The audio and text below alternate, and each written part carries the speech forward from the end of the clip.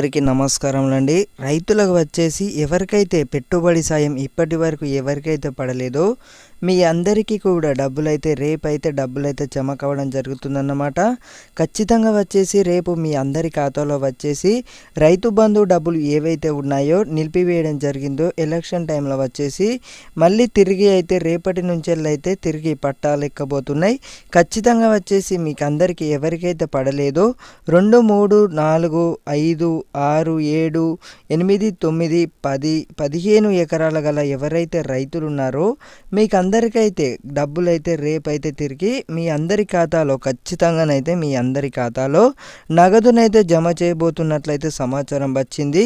కాబట్టి ఒకసారి అయితే ఇక్కడ న్యూస్ అయితే చూసుకోవచ్చు. స్క్రీన్ మీద వచ్చేసి నేటి నుంచి రైతు భరోసా నిధులు అయితే జమ అంటే రేపు ఏదైతే ఉందో మనకు 7 మే వచ్చేసి అయితే రైతుల ఖాతాలోనైతే డబ్బులు అయితే జమ చేయడం జరిగింది. అప్ టు 15 ఎకరాల గల రైతులు ఎవరైతే ఉన్నారో చాలా మందికి అయితే డబ్బులు అయితే జమ కావడం జరిగిందన్నమాట. అప్పుడు వచ్చేసి చాలా మందికి అయితే 39 లక్షల మంది ఎకరాలకైతే రైతు బంధు నిధులు అయితే పంపిణీ చేయనుంది ప్రభుత్వం వచ్చేసి అయితే. ఇందుకోసం అయితే ఇక్కడ చూసుకోవచ్చు న్యూస్ అయితే ఇలా రావడం జరిగింది.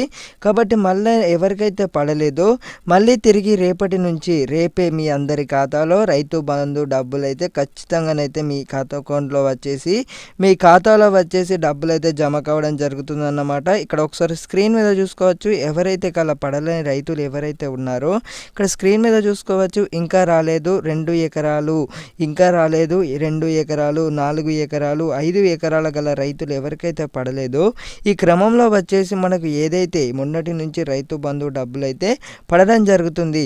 మళ్ళీ తిరిగి ఎన్నికలు ఉన్న నేపథ్యంలో వచ్చేసి అయితే నిలిపివేయడం జరిగింది.